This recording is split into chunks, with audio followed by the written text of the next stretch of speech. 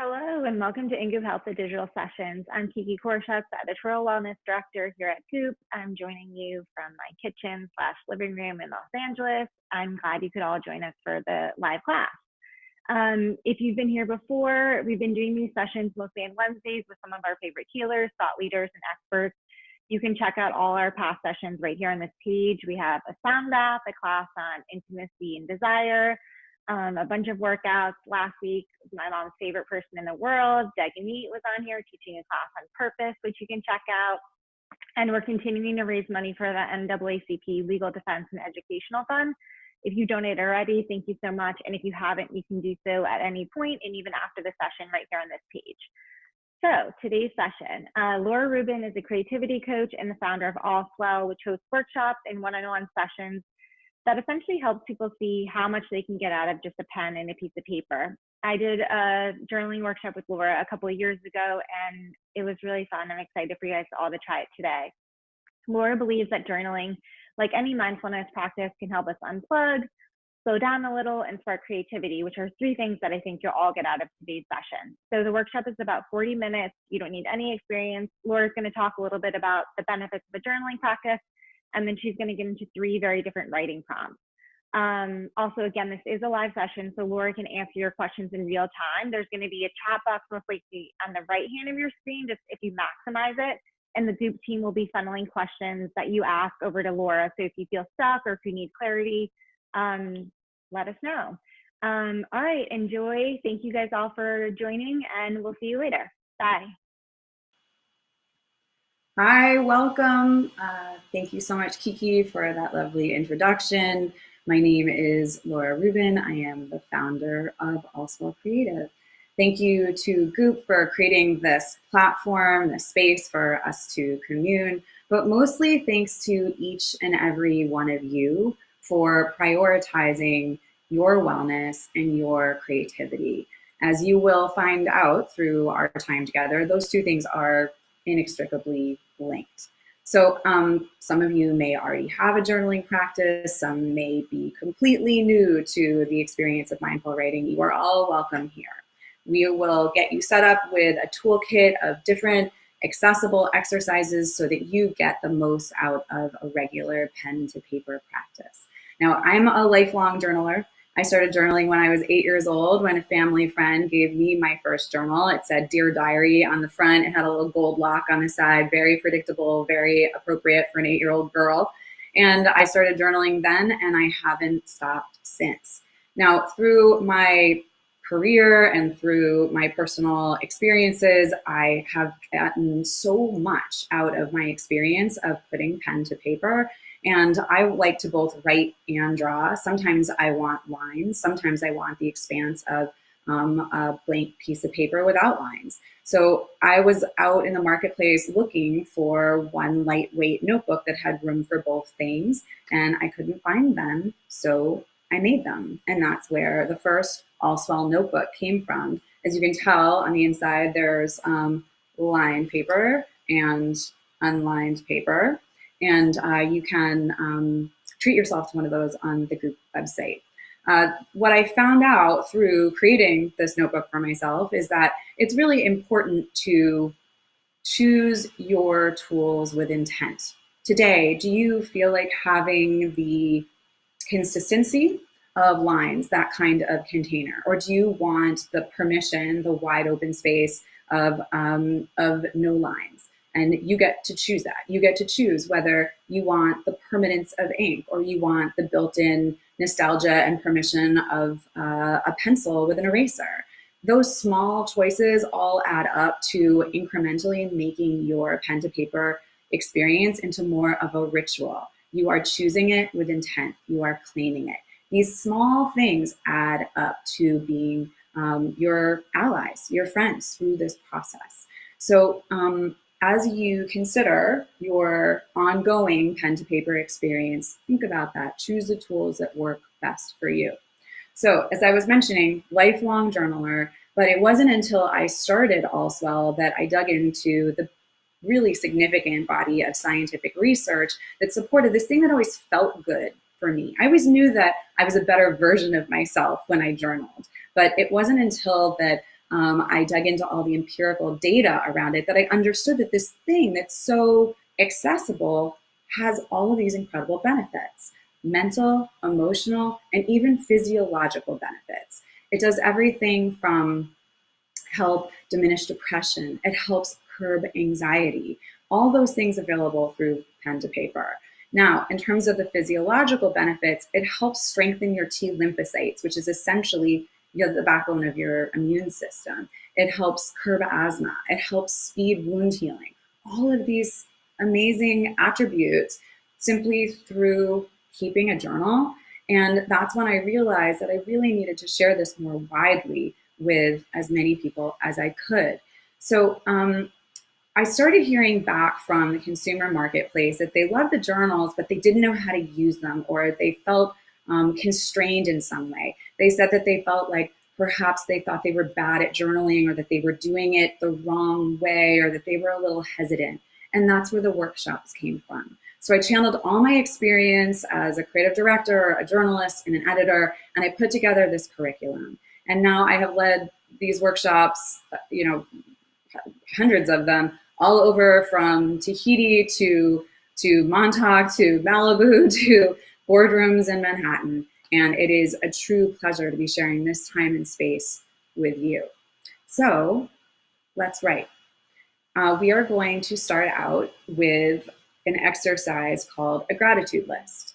And that idea of a list, some people tell me, I can't write, I don't know how to journal, but I keep to-do lists. Lists I still write down. Well, lists count. Lists can be a really wonderful container. They can be an amazing way for you to access information that might not flow as readily if you were trying to get to it through full sentences.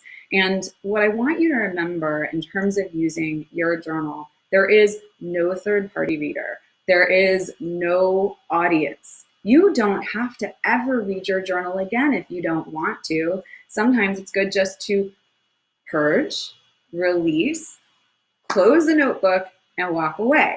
Other times people want to revisit and re-experience where they were in that time. Again, totally valid, completely wonderful. It's not about you journaling like anybody else. I don't need you to journal like me. I just want you to journal like you. So moving on to the gratitude list and the first exercise. So what I want you to do is focus on the things that you are grateful for. Maybe people, places, experiences. It can be things that are very simple: clean water to drink, clean air to breathe, or things that are really complex about like interpersonal relationships or your health. It could be things that are tangible, things that are much more experiential. But all of those things that you're grateful for, I'd like for you to list out in a period of 5 minutes. Now, a little background on gratitude. Gratitude is essentially a superpower. And not everybody is born with the same happiness setting. We all have different happiness, naturally occurring happiness settings in our brain, right? Some people just are naturally happier than others. And you look at them and you're like, wow, they always seem so happy. How is that? They may just have different brain chemicals than you do. Okay, but does that mean that we have to sit around and say like, well, this is the hand that we were dealt and this is how it's going to go? No. We can use things like a gratitude practice to change the neurochemistry in our brain so we boost our natural happiness settings. Now, doing it once is good.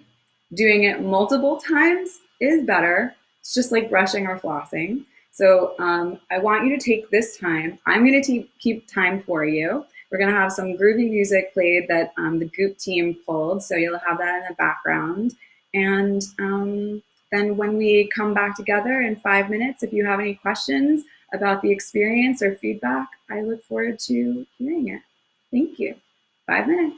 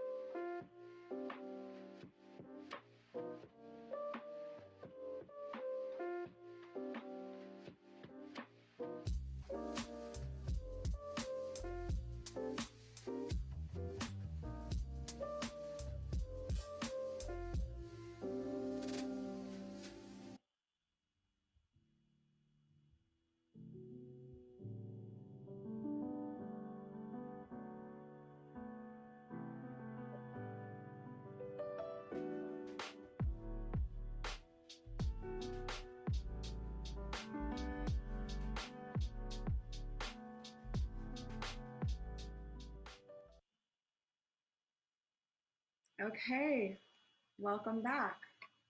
5 minutes of gratitude. Did you feel your energy shift? Did you enjoy it? Was it difficult? Did you find anything that you felt that you were grateful for that surprised you, that brought you pleasure? Or did the 5 minutes feel like it went on and on? When I said 5 minutes, were you like, oh man, I don't know the last time I wrote for 5 minutes? And then when you got in it, did it actually go pretty quickly? Does your hand hurt? Maybe because you haven't written for 5 minutes straight for a while. All valid questions for you to consider for yourself, but also for some of us, we'll answer some of that here. I understand we have a question from Angelica Riviera asking if I have any tips about timing. Yes, I do. She's mostly been journaling at night, but finds her more in-depth thoughts come to her during the day. When is it best to journal, in the day or night? So this goes back to what I was saying earlier about claiming your tools and finding your ritual. I personally tend to journal twice a day. I tend to journal at night in bed. Before I turn the lights off, I do a brain dump, just get everything that's been banging around in my head, get it down on the page, and I tend to sleep better. Now, that might sound counterintuitive because you're like, oh, well, you brought all of this to the surface, but actually studies show that by getting it out on the page, you have more nourishing rest. I also journal in the morning over my chosen cup of caffeination. Usually it's a cup of tea or a matcha. And I do more of like a free form, free write that I make time, just like we've been doing these today, because I find that if I set a timer that I might push through some of those initial thoughts and there's more stuff that's really interesting that comes to the surface that I wouldn't have gotten to if I hadn't committed to a period of time. So the question isn't for you to journal like I do.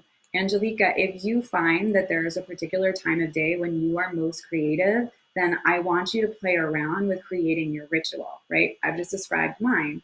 What could yours look like? Maybe it's a mid-afternoon break. Maybe it's after lunch, committing 10 to 15 minutes post-lunch to having time with the page and communing. It's really all about noticing and paying attention to your own creativity and when that flow is available to you. Some people love the practice of morning pages. That's great.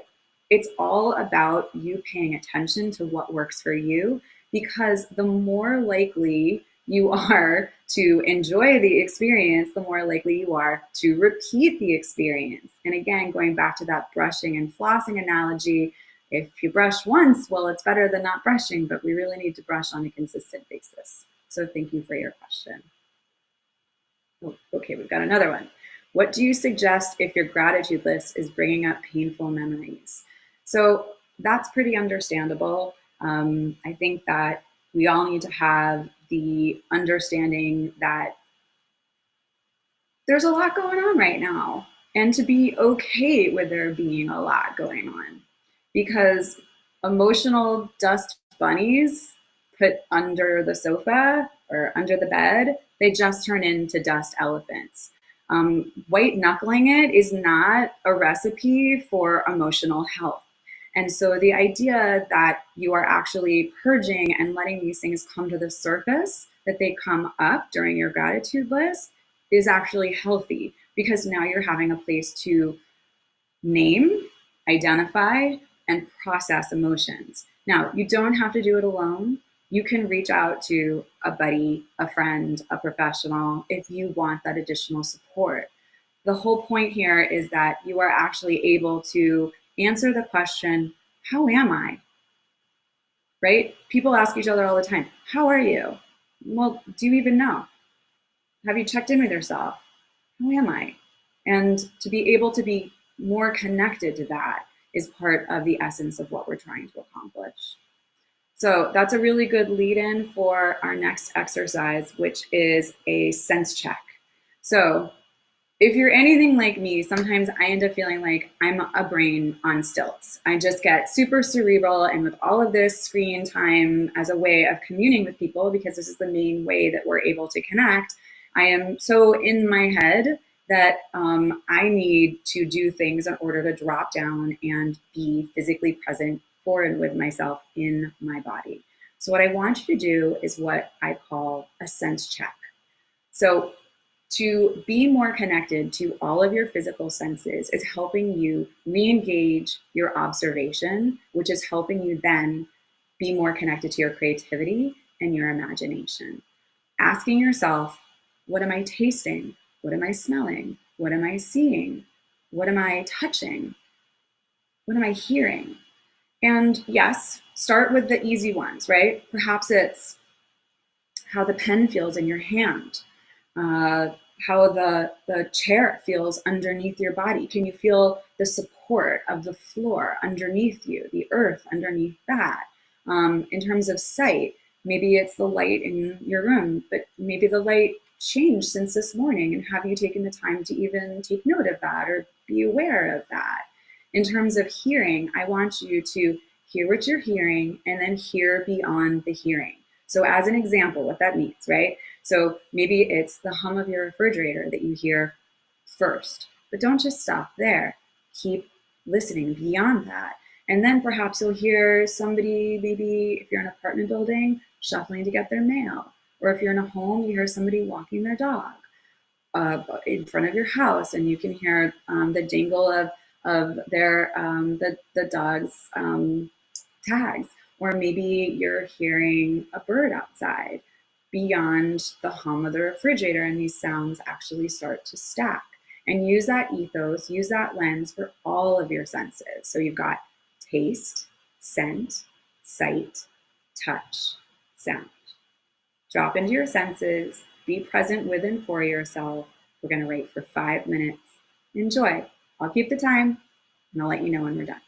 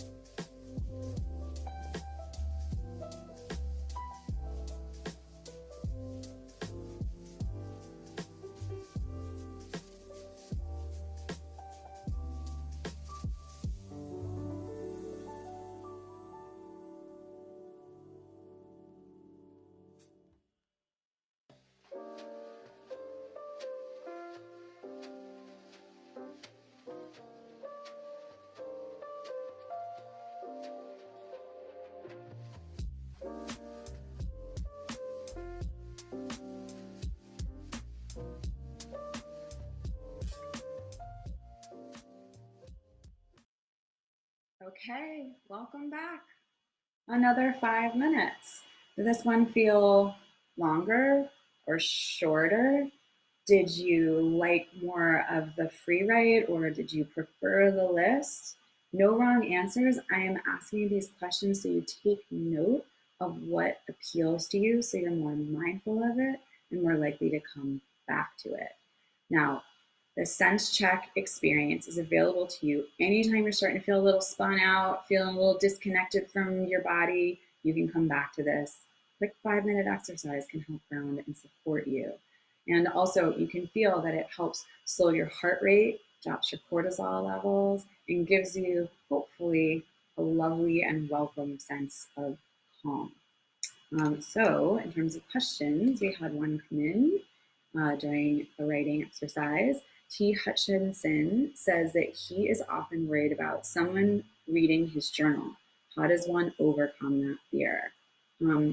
Two things that I want to say. First of all, I'm so glad you're with us.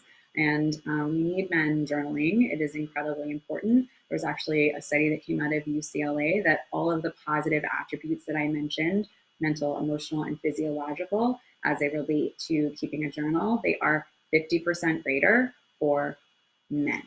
50%. So keep up the good work. As far as that fear, this is a question that I get a lot.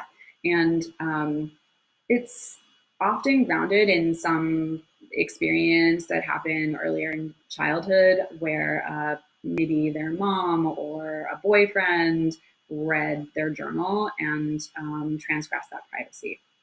So here's the thing. You can get it out on paper and then throw it away. It's what I call write and rip. And it's actually a really potent way of releasing emotional experience. If you're really concerned about not having privacy and having somebody reread your journal, get it out on the page, rip it up, throw it away, flush it. It's a really beautiful part of actually letting all of that stuff release so that you're able to move on. And I actually have a friend who does an annual burning of the journal, and she does it at the end of the summer, and it means a lot to her. And it's actually kind of a big crowd pleaser. It's like, hey, Julie's burning her journal, you know, and everybody comes down and burns other stuff too. So instead of that fear taking from you the act of putting pen to paper, let it transform the ritual and actually help it grow into something that means even more to you. Thank you for that question. I think we have time for one more. Do you consider journaling your meditation practice, or do you also meditate separately? Great question. So meditation and journaling go together like brushing and flossing. They are fantastic counterparts for one another. Now, I know some people that like to meditate before they journal, other people that like to journal after they meditate. It all can also start to feel like a lot, like your self-care to-do list ends up stressing you out. So one of the things that I want to say here is that I would like to remove journaling guilt from your life right here, right now. Take it off the table. It's gone. Just like, let's just banish it. So that if for whatever reason, you know, you came to this workshop and you got really excited and you stuck with it for a couple of weeks and then you fell off the wagon and then you found your journal again a month later and you're like, oh man, I should have been right. No shit. This is a practice that's here for you anytime. Please do not let it contribute to a feeling of guilt. It is not necessary. It is there for you when and how you need it. Now, I want to remind you, the more you do it, the more benefit you derive, just like meditating, just like flossing. So it's there. But if you suddenly just like life gets busy, and this has happened for me as well. There are times where I journal really, really consistently, and there are times where I'm more inconsistent, and it's all right. There's a practice that I call 4 by 4 by 4. And what I recommend for people who have a hard time, they're like, I don't know where to start, I don't know what to do. Just try to commit to writing for 4 minutes a day. Try to write 4 days a week and try to stick with it for 4 weeks and see how it goes. Again, if you fall off the wagon, it's okay, no guilt, just come back to the page. So As far as the meditation and journaling combination goes, as far as I'm concerned, like, it's phenomenal, right? It's a beautiful way of building on your self-support practices so that you have a stronger foundation and connection to source and self and all of those good things. They work really beautifully together. So in talking a little bit about that blank page, because one of the things that I hear from people is that they want to journal, but they don't know where to start, that they feel intimidated by the expanse of a blank page. And I hear that, right? I understand that. So I created this deck. It is literally a deck of 52 cards. And they have a write and draw prompt on each one. I created them with psychiatrist Dr. Monisha Vasa. And this is a way for you to shuffle them up, pick one out at random, see what's there, and use that as your jumping off point for your writing and drawing practice. If you don't like the one you picked, you can pick another one. It's okay. There's no journaling police here. It's all right. And some people like to use it almost like an intuitive thing where they pick their card that way. That's cool. That's great. I love that people are using the cards that way. It's about playing around with it and having it be something that's fun for you. Well, I picked a journaling prompt for us today that I thought would be useful and lovely. And it is, what's your favorite body of water and why? So my favorite body of water and why, just to give you an example, there is a place in Montauk where I learned how to surf that's right in front of that break. And in June, there's a path down to the beach, and these wild beach roses bloom in June. And so you have this very specific experience of this salt sea air mixing with these wild roses. It's so beautiful. And I try to go back every year annually just for that sensory experience. And since you are now in your body, connected to your senses, I want you to raid the cookie jar of your memory banks, do a little mind travel, bring yourself to a body of water that means something to you, that has some potency to it. Now, this could be your grandmother's pool, or it could be a lake or a stream. I had one woman tell me that her favorite body of water was her kitchen sink where she bathed her child. The whole point is not for you to answer this correctly. It's for you to enjoy the experience. And this is just a free write. I'm giving you a jumping off point, explore, see where it goes. 5 minutes, I'll keep the time.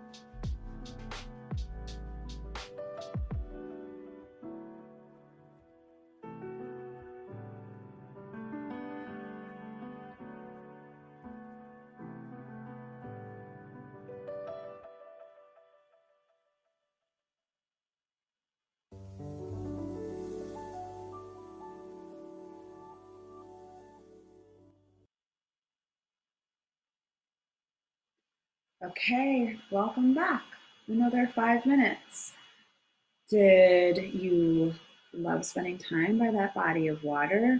Did you pick one place and stick with it? Or did you pick one place and go, no, I want to go somewhere else?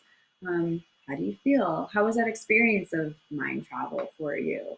And I want to remind you that this is again here for you anytime. Just raid that cookie jar of nostalgia. It's there for you to be able to go back and enjoy some of those experiences that you've had and savor them, help you to better appreciate your time here and the experiences that you've had. So a really lovely way that plugs back into that gratitude practice as well. So we have a couple questions that have come in. Kristen B asking if I recommend journaling by hand. Does it have a different effect than using the computer? So there are varying different studies and results on this one. I've certainly seen some that say, look, it doesn't really matter what you do, just as long as you do it. And other studies that have said specifically that the full benefit is achieved by moving the motor action and moving your hand across the page.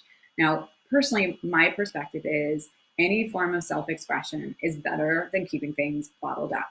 If people tell me that they prefer to use the Notes app on their phone, or if they want to use their computer, I would rather have them keep a journal that way than not express themselves. That said, I do feel that in this particularly intensely digital time, there is immense benefit to have a simple analog practice to ground yourself and to separate yourself from screen time, right? So some studies do say that the most benefit that you can derive from the practice is through pen to paper, but I think that it makes complete logical sense for us to limit screen time where we can, and having also the utility and the mobility of a simple notebook. It's all you need, just a notebook and a pen. You don't need any fancy equipment. And it's a really beautiful way for you to be able to drop in and connect with yourself. So I hope that answers your question. And let's see, we've got another one coming in.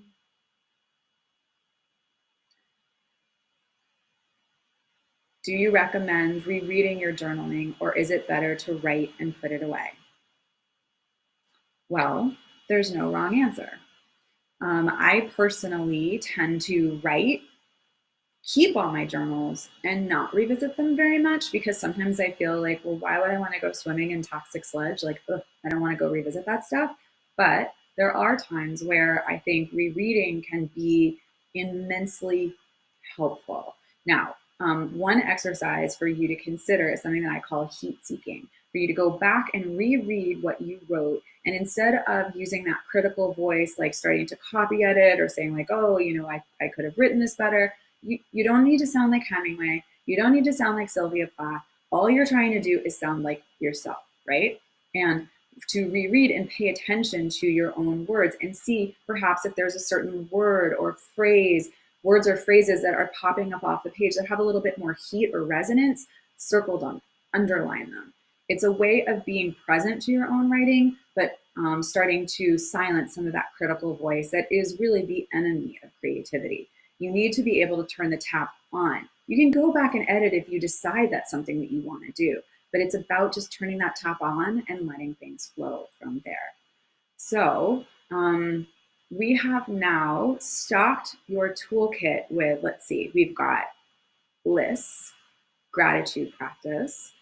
We talked about 4x4x4, prompted free writes, and talked a little bit about the deck. And if that's something that you want to get for yourself, it's available on goop.com. But I also want to remind you, you can just flip open to any page in your favorite book of poetry, read what's there, and use that as your jumping off point as a prompt as well. We've talked about the importance of a timed free write and how that may push you to go deeper and a little further than you would normally.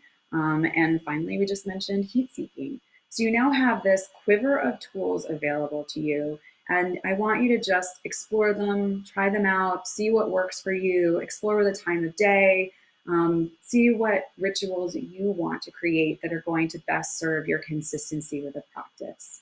Thank you again so much for spending this time with me. I'm honored. Thank you so much to the entire Goop team. You guys, all as always, have just been a dream and a pleasure to work with.